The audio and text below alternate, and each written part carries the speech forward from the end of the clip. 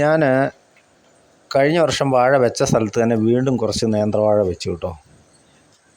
അത് കാണിക്കാൻ വേണ്ടിയിട്ടാണ്, അതിൻ്റെ ചില പണികൾ അതൊന്ന് കാണിക്കാൻ വേണ്ടിയാണ് ഈ വീഡിയോ എടുത്തിരിക്കുന്നത്.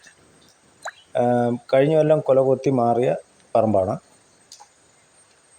അപ്പം അവിടെ വീണ്ടും നേന്ത്രവാഴ വീണ്ടും വെച്ചു. അതിൻ്റെ വിത്തല്ല എടുത്തത്, ഞാൻ വണ്ടിക്കാർ കൊണ്ടുവന്ന വിത്താണ് മേടിച്ച് നട്ടത്.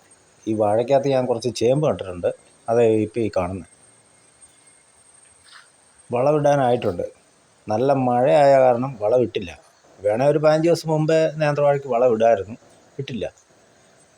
കുറച്ച് കാടെല്ലാം പിടിച്ചു, അതായത് പുല്ല് നിരപ്പയായി. അതുകൊണ്ട് ഞാൻ ഇതിൻ്റെ തടം മാത്രം പറിച്ചു വിട്ടു. ഇതിൻ്റെ റൗണ്ട് വളമിടാൻ കണക്കിന് പറിച്ചു മാറ്റി. എന്നിട്ടാണിപ്പം വളമിടാനുള്ള പരിപാടി. കുറച്ചുകൂടെ പറിക്കാനുണ്ട്, അതുകൊണ്ട് പറിച്ചിട്ട് വളമിടുകയുള്ളൂ. ഇതാണ് വാഴ. വാഴ കുഴപ്പമില്ല, പക്ഷേ കുറച്ച് വെള്ളക്കെട്ടുണ്ടായി. അവിടുത്തെ വാഴ അത് ചീഞ്ഞു പോയി, അത് പറയാം. ഇനി അതിനെ ഒന്ന് മാറ്റി ഇതിനിടയ്ക്ക് വെക്കണം. പക്ഷേ ഇത് രണ്ടും കൂടെ ഒരുപോലെ കയറി വരികയില്ല. എന്നാലും ആ വാഴ മാറ്റി വെക്കണം. അത് ഒരു ഉറവ വന്നിട്ട് അവിടെ കുറച്ച് നിരന്ന് വെള്ളം ഇങ്ങനെ കിടന്നു, അങ്ങനെ അത് ചീച്ചിൽ പിടിച്ചു. അതുകൊണ്ട് അതിനെ ഒന്ന് മാറ്റി നടണം. കഴിഞ്ഞ കൊല്ലവും ഞാൻ വണ്ടിക്കാരോടെ വിത്ത് മേടിച്ചിട്ട്, പക്ഷേ അത് കുറച്ച് കേടായി പോയായിരുന്നു. ഈ പ്രാവശ്യത്തെ എന്താവുമെന്ന് അറിയത്തില്ല. ഓരോ സ്ഥലത്തു നിന്ന് ഇവർ കൊണ്ടുവരുന്നതല്ലേ, ഒത്താവെത്തും അത്ര തന്നെ. മരുന്നൊക്കെ മുക്കിയിട്ടാണ് നട്ടെ. എക്കാലക്സ് ഒക്കെ മുക്കി നല്ല അടിപൊളിയായിട്ട് നട്ടാൽ. ഞാൻ ഈ നടുന്ന ഭാഗം ഞാൻ വീഡിയോ ഇട്ടിട്ടുണ്ടായിരുന്നു. ഇത് അത് കഴിഞ്ഞെടുത്ത വീഡിയോ ആണ്.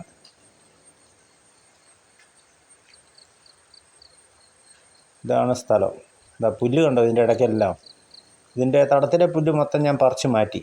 ഇതാണ് ആ വെള്ളക്കെട്ട് കണ്ടോ, കുറവ് വന്ന് കിടക്കുന്നതാണ്. ഇതിനകത്ത് നിൽക്കുന്ന ആ വാഴക്കുഞ്ഞൊക്കെ ചീഞ്ഞു പോവും. ഒരു 10-30 വിത്ത് പോവും. അതൊന്ന് മാറ്റി നട്ടാലോ എന്ന് ഞാൻ ആലോചിക്കുകയാണ്. തമിഴ്നാട്ടിൽ നിന്ന് കൊണ്ടുവരുന്ന ഈ വാഴവിത്തായതുകൊണ്ട് ഇത് നല്ല ഉയരത്തിൽ പോവും. ഇതിന് വമ്പൻ നാട്ട വേണം. വള്ളിയിലൊന്നും നിൽക്കുകയില്ല, കാറ്റൊക്കെ അടിച്ചിട്ടുണ്ടെ പെടന്നു പോകും. ഇതുണ്ടോ ആ വെള്ളക്കെട്ട് കണ്ടോ. ഇതിപ്പോൾ ഇന്നലെ രാത്രിയിൽ ഒരു മഴ പെയ്തുള്ളൂ, അന്നേരത്തേനും ആ വെള്ളം ഇങ്ങോട്ടെത്തി. ഈ കഴിഞ്ഞ ആഴ്ചയിലൊക്കെ ഭയങ്കര വെള്ളമായിരുന്നു. ഉറവ് പൊട്ടിയിട്ട് ഇവിടെ ഒരു പ്രശ്ന സ്ഥലമാണ്. ഉരുൾപൊട്ടും മറ്റേ ഭൂമി വിണ്ട് കയറൽ ഒക്കെയുള്ള ഒരു പ്രശ്ന സ്ഥലമാണ്. അപ്പം അതിൻ്റെ ഭാഗം നിലയിൽ വെള്ളം കാനേക്കൂടെ പോകാതെ ഞങ്ങളുടെ പറമ്പിൽ കൂടെ ആയിരുന്നു. ഇത്രയും വലിപ്പമുള്ള വാഴയ്ക്ക് നിങ്ങളാണെങ്കിൽ എന്തോരം രാസവളം ഇടും? എന്ത് രാസവളമായിരിക്കും കൊടുക്കുന്നത്? എൻ്റെ അറിവ് വെച്ച് ഞാൻ ചെയ്യുന്നത് ഫാക്ടംഫോസ് പൊട്ടാഷാണ് ഞാൻ കൊടുക്കുന്നത്. ഫാക്ടംഫോസ് പൊട്ടാഷ് എന്ന് പറയുമ്പം 10 കിലോ വളം, അതിൽ 3 കിലോ പൊട്ടാഷായിരിക്കും, 7 കിലോ ഫാക്ടംഫോസ്. ഇത് മിക്സാക്കിയിട്ട് ആദ്യത്തെ വളം ഒരു 150 വളം കൊടുക്കുക, 100-150 കൊടുക്കുക. അത് ഒത്തിരി അകലത്തിലല്ലാതെ റൗണ്ടിലിട്ട് കൊടുക്കുക. അങ്ങനെ ചെയ്ത് കൊടുക്കുക. പിന്നെ വേണമെങ്കിൽ ഇതുപോലത്തെ തൈവാഴയ്ക്ക് കേടുവരാതെ എക്കാലക്സ് ഒന്നുകൂടെ കലക്കിയിട്ട് തോർച്ചയുള്ള സമയത്ത് കടുപ്പം കുറച്ചിട്ട് ഇതിൻ്റെ കൂമ്പിലൊഴിച്ചു കൊടുക്കുക. കുറച്ച് ഉയരത്തിലേക്ക് വളർന്നു കഴിഞ്ഞാൽ പിന്നെ നമുക്കത് ചെയ്യാൻ ബുദ്ധിമുട്ടായിരിക്കും. അതുകൊണ്ട് ഇപ്പം ചെറുപ്രായത്തിൽ ഇതിൻ്റെ മുകളിൽ ഇങ്ങനെ എക്കാലക്സ് കലക്കി ഒഴിച്ചു കൊടുക്കുക. മൂട്ടിലും ഒഴിച്ചു കൊടുക്കുക, ഇതിൻ്റെ ചുവട്ടിലും ഒഴിച്ചു കൊടുക്കുക. ലൈറ്റായിട്ട് കൊടുത്താൽ മതി, ഒത്തിരി കടുപ്പത്തിൽ വേണ്ട. പിന്നെ വേപ്പും പിണ്ണാക്ക് അത് പൊടിച്ചിട്ട് ഒരു 50 ഗ്രാം വേപ്പും പിണ്ണാക്ക് വെച്ച് പൊടിച്ചിട്ട് ഇതിൻ്റെ വേരോടുന്ന ആ ഭാഗത്തിട്ട് കൊടുക്കുക. ഈ രാസവളത്തോടൊപ്പം അതും കൂടെ കൂട്ടി വേണമെങ്കിൽ ഇടാം. അങ്ങനെ ഇടുകയാണെങ്കിൽ കേട് വളരെ കുറഞ്ഞിരിക്കും. പിന്നെ മഹാളി എന്ന് പറഞ്ഞൊരു കേടുണ്ട്, അത് നിങ്ങൾക്കറിയാം. അത് വലിയ വിഷയമാണ്. അതിനൊരു മരുന്നും ഉള്ളതായിട്ട് എനിക്കറിയത്തില്ല. മഹാളി വന്നാൽ വാഴ പോയി, അത്ര തന്നെ.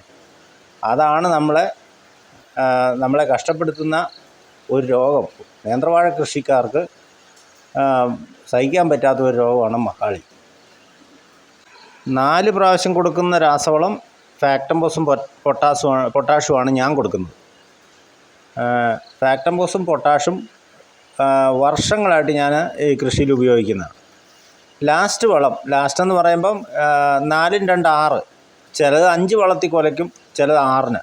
നല്ല തടിച്ച വിത്തൊക്കെ ആണെങ്കിൽ അത് 5 വളം കൊണ്ട് കൊലയാവും. എന്നാൽ കുറച്ച് ഇടത്തരം വിത്തുകൾക്ക് ചിലപ്പം 6 വളമൊക്കെ കൊടുക്കേണ്ടി വരും.